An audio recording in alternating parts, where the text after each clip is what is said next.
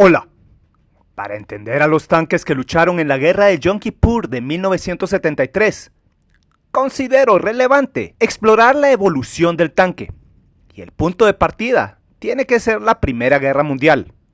Por varios años, el frente occidental se caracterizó por la guerra de trincheras. Y en esencia, lo que se necesitaba era superar el estancamiento. Y en el caso de los británicos y franceses, estos empujaron la tecnología de su época hasta lograr producir vehículos blindados sobre orugas capaces de perforar las profundas capas de trincheras que existían en el sistema defensivo alemán.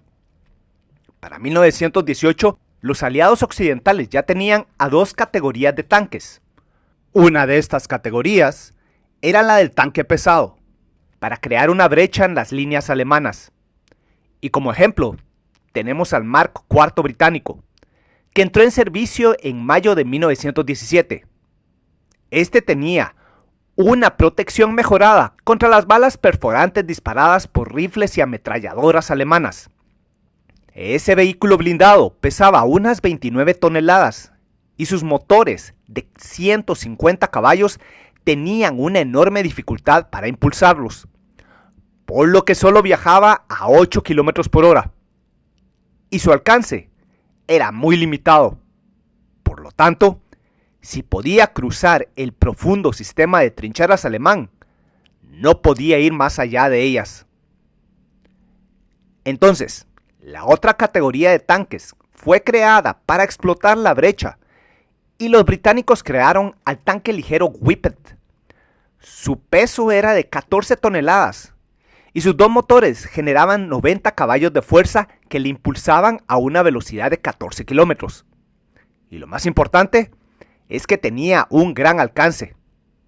El 8 de agosto de 1918 fue peleada la batalla de Amiens, y en ella cientos de tanques Mark IV y V crearon, junto a la infantería británica, una enorme brecha en las defensas alemanas. Y por esa brecha pasaron a toda velocidad decenas de tanques Whippet, irrumpieron en la retaguardia alemana y destruyeron una cantidad de piezas de artillería y crearon tal confusión que la defensa alemana simplemente colapsó. Ese fue el día negro del ejército alemán. Del dato de esos dos primeros tanques, quiero que se acuerden de la capacidad de caballos de fuerza de los motores y la velocidad que pueden alcanzar los tanques. Para el inicio de la Segunda Guerra Mundial, británicos y franceses se adhirieron a esa doctrina de tener dos categorías de tanques. Una categoría para crear brechas, como el Matilda, un vehículo que tenía un cañón antitanque de 40 milímetros, una impresionante protección de 78 milímetros, pesaba 26 toneladas, y sus motores de 190 caballos le daban una velocidad de 24 km por hora.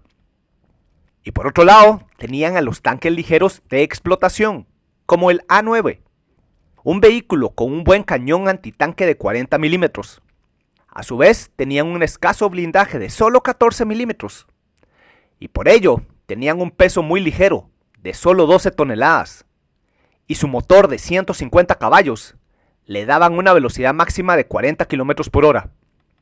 También he de señalar la existencia al inicio de la guerra de las tanquetas, vehículos muy pequeños, con suficiente protección contra balas de rifles, pero que solo tenían como armamento ametralladoras o rifles antitanque, y por ello, por no estar equipados con un cañón relativamente grande, no pueden ser llamados tanques.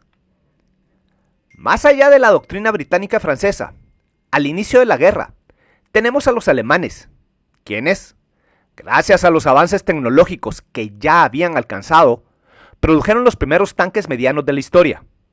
En esos tanques, más grandes que los ligeros, ellos instalaron mejores motores que producían 295 caballos. Estos tanques eran amplios y con un poco más de protección. Como ejemplo, tenemos al tanque medio antitanque Panzer III, equipado con un cañón antitanque de 37 milímetros, un blindaje de 30 milímetros y pese a tener un peso de 23 toneladas, podía viajar hasta 40 km por hora. y a este tanque se le unía el Panzer IV como vehículo de apoyo, ya que estaba armado con un obús corto de 75 milímetros. Tenía un blindaje de 30 milímetros, un peso de 25 toneladas y una velocidad de 40 kilómetros por hora. Por lo tanto, para el inicio de la Segunda Guerra Mundial, ya estaban entrando en juego los tanques medios, pero aún eran escasos.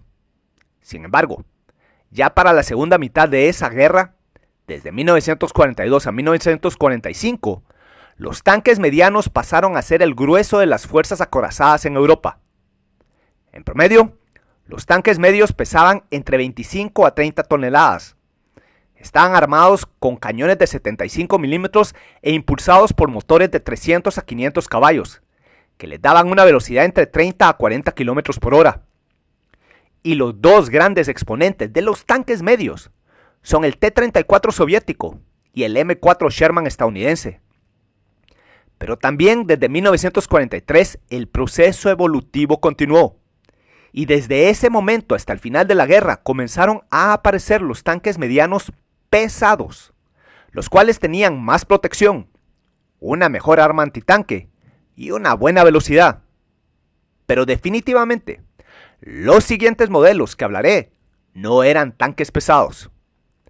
Los alemanes desarrollaron al Panther. Este era un vehículo relativamente pesado con 46 toneladas, pero su motor generaba 690 caballos y podía viajar a 45 kilómetros por hora. Tenía buena protección y un excelente cañón largo de 75 milímetros. Este cañón podía destruir a todos los tanques medianos, pero tenía dificultad al enfrentar a los tanques más pesados soviéticos. Por su parte, los soviéticos buscaron mejorar a su T-34, y el tanque que debería de haber sido su sucesor es el T-44. El T-44 tenía un peso de 32 toneladas y su motor generaba 520 caballos, que le daban una excelente velocidad de 55 kilómetros por hora, y se le instaló un potente cañón de 85 milímetros. Pero al mismo tiempo, comenzó a producirse el T-34-85, y como se podía producir una enorme cantidad de estos últimos, el T-44 solo fue producido en un número escaso. De los estadounidenses tenemos al M-26 Pershing, un tanque mediano pesado que alcanzaba las 40 toneladas. Se le instaló un motor de 500 caballos y podía alcanzar una velocidad de 40 kilómetros por hora. Se esperaba que este tanque reemplazara al M4 Sherman, pero su producción tardó tiempo en comenzar y pocos entraron en acción. Lo relevante de estos dos últimos modelos es que el T-44 y el M-26 tuvieron una profunda influencia en los diseños de tanques de posguerra soviéticos y estadounidenses. Y finalmente, durante la Segunda Guerra Mundial, tenemos al desarrollo del tanque mediano pesado británico Centurion. En su plan original, el Centurion iba a tener movilidad y potencia de fuego, pero a expensas de su protección. Pero posteriormente se decidió instalarle un potente motor de 650 caballos, que permitió colocarle mucha más protección.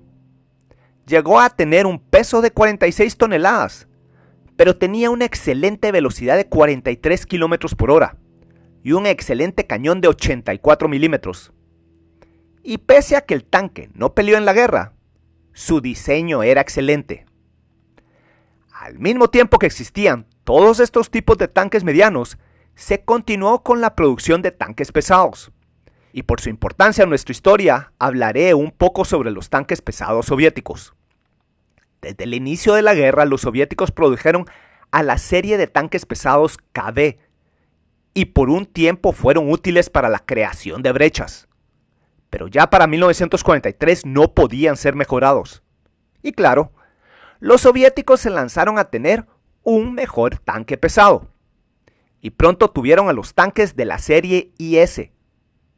Inicialmente estuvo el IS-1 equipado con un cañón de 85 milímetros, pero pronto le colocaron un cañón mucho más grande para enfrentar a los tanques pesados alemanes, y le colocaron un enorme cañón de 122 milímetros.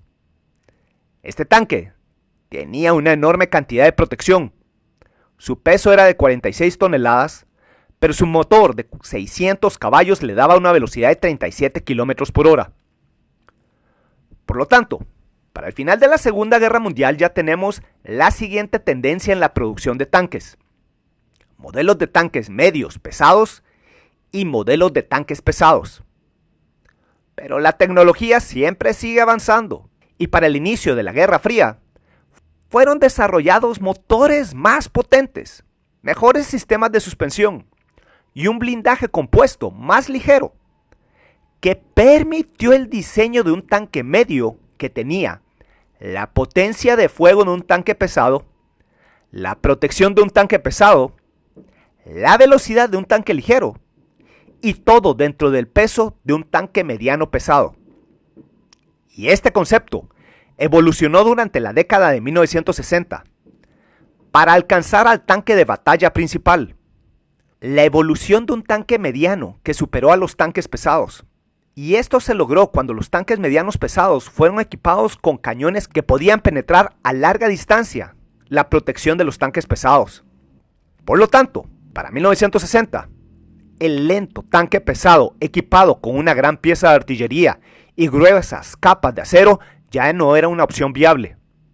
Estos tanques no solo eran muy caros, pero ahora eran vulnerables al fuego de los nuevos cañones antitanque. El tanque medio pesado ahora sería el tanque de batalla principal. Bueno, y como lo prometido, en el próximo video hablaré sobre los tanques usados en la guerra de Yom Kippur, desde los T-54 a T-62 de origen soviético, hasta los Centurion de origen británico, y los M48, M60 y los Sherman M51 de origen estadounidense. Espero que este video les haya gustado, y si les gustó, estoy seguro que les van a gustar los 3 libros que ya tengo a la venta con la editorial Almuzara en España. Además, para el resto del mundo, ya tengo a la venta 9 libros en Amazon, y si les interesa la historia militar, serán una buena adquisición para este año 2023. Además, tengo una cuenta de Patreon, por si desean apoyarme. Y siempre le agradezco mucho a mis patrocinadores por su ayuda para poder continuar realizando estos videos. Y ahora ya tengo habilitada una tienda en mi cuenta de Patreon, por si desean adquirir piezas de arte creadas por mí. Finalmente, ya tengo habilitada la función de super gracias en mi canal, por si desean apoyarme con una donación directa en YouTube. Atentamente, Víctor Aguilar Chan.